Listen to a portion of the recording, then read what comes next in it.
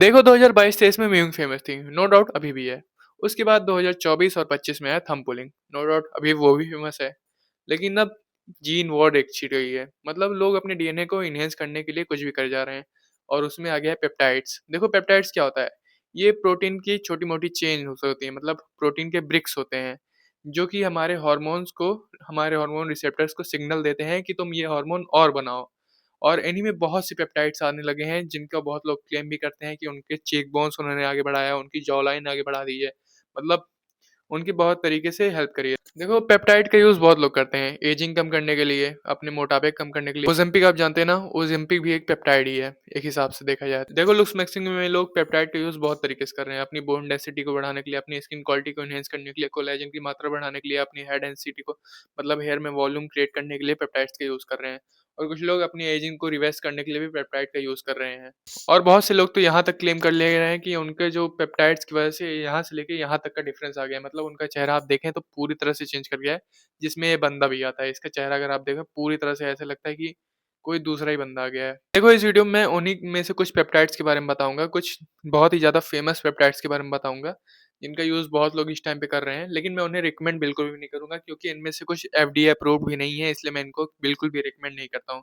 और देखो पेप्टाइड्स बहुत महँगे भी होते हैं, मतलब देखा जाए तो इंडिया में शायद इनका 16-16 हज़ार तक का रेट चला जाता है। आईजीएफ-1 एलआर3 पेप्टाइड की बात करूँ तो ये शायद 16-16 हज़ार का मिलता है, 10 एमएल का वायल इसका मिलता है 16 तो पहले बोन डेंसिटी इंक्रीज़ करने वाले पेप्टाइड्स के बारे में जानते हैं, जिनमें है आईजीएफ-1 सिग्नलिंग। उसमें एक तो है आईजीएफ-1 डीईएस है और आईजीएफ-1 एलआर3 है। देखो आईजीएफ-1 एलआर3 का कोई भी क्लिनिकल ट्रायल अच्छे से नहीं हुआ है, मतलब वो क्लिनिकली एक्कोचूर अप्रूव्ड नहीं है, शायद अपने टेस्टिंग ट्रायल के सेकंड ट्रायल की टेस्टिंग में है। लेकिन आईजीएफ-1 डीईएस का थोड़ा अप्रूव है, मतलब बहुत लोग कह रहे हैं कि बहुत ज़्यादा ही अच्छा है। मैंने बहुत लोग के स्टोरीज़ देखी हैं जिन्होंने अपने वो ट्रांसफॉर्मेशंस दिखाई है, तो आईजीएफ-1 डीईएस आईजीएफ-1 एलआर3 से थोड़ा बेटर है।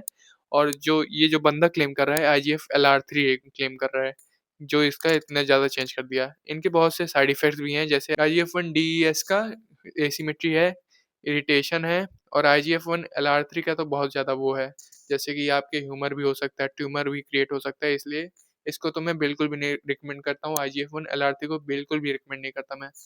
दूसरा पेप्टाइड्स है स्किन रिपेयरिंग वाला, जिसमें है जीएचके-सीयू और बीपीसी-157। देखो जीएचके-सीयू में आपका हेयर ग्रोथ भी आता है, लेकिन बीपीसी-157 में बस आपका स्किन क्वालिटी हीलिंग के लिए या आपकी मतलब जब आपके मसल टियर होता है उसकी हीलिंग को इम्प्रूव करता है, तो ये इन सारी चीज़ों को वर्क करता है। अब सेकंड बात करते हैं फैट लॉस के लिए। तो ज़म्पी कब आप है रेट्रोटाइड। देखो इसमें 3 हार्मोन रिसेप्टर्स पाए जाते हैं। ये वो एथलीट्स लेते हैं जो बॉडी बिल्डिंग कर रहे हैं, जिनको मतलब हमेशा श्रेडेड दिखना है। ये वो एथलीट्स ले रहे हैं, लेकिन इसके कुछ साइड इफ़ेक्ट्स भी हैं, जैसे ये आपका मसल लॉस भी बहुत ज़्यादा कर देता है। तो और ये एफडीए अप्रूव्ड भी नहीं है, तो अपने हिसाब से देख के इसे लीजिएगा। मैं इसे रिकमेंड नहीं कर रहा और मैं इसे रिकमेंड इसलिए भी नहीं कर रहा क्योंकि ये जो टाइप 2 डायबिटीज़ के पेशेंट्स होते हैं, उनको रिकमेंड की जाती है।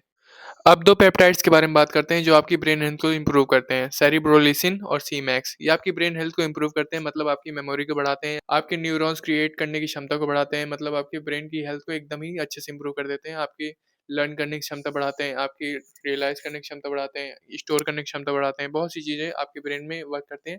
और ये लुक्स मैक्सिंग से रिलेटेड नहीं है, क्योंकि ये आपके ब्रेन में वर्क करता है, तो आप मतलब क्या ही दिखेगा आपको ब्रेन। और अब एक लास्ट पेप्टाइड के बारे में बात करते हैं। अगर आपको सोशल एंग्ज़ायटी है, तो ऑक्सीटोसिन आपकी बहुत ज़्यादा हेल्प कर सकता है और ये एफडीए अप्रूव्ड भी है, तो मैं इसको रिकमेंड करता हूँ। अगर आपकी सोशल एंग्ज़ायटी होता है, मतलब आपको बहुत जल्दी स्ट्रेस होने लगता है, अगर आप भीड़-भाड़ में जाते हो, इंट्रोवर्ट टाइप के हो, सोशल एंग्ज़ायटी होने लगती है भीड़-भाड़ में, आप किसी से अच्छे से बात नहीं करते, हकलाने लगते हो, तो आप इसको ऑक्सीटोसिन CS115 ले सकते हो। इसका अच्छे से नाम मैं नहीं बोल पाया, लेकिन मैं लिख दूँगा यहाँ पे, तो आप उसको देख लो, उसका अच्छे से नाम पढ़ लो। और मैं इसको रिकमेंड करता हूँ क्योंकि ये एफडीए अप्रूव्ड भी है।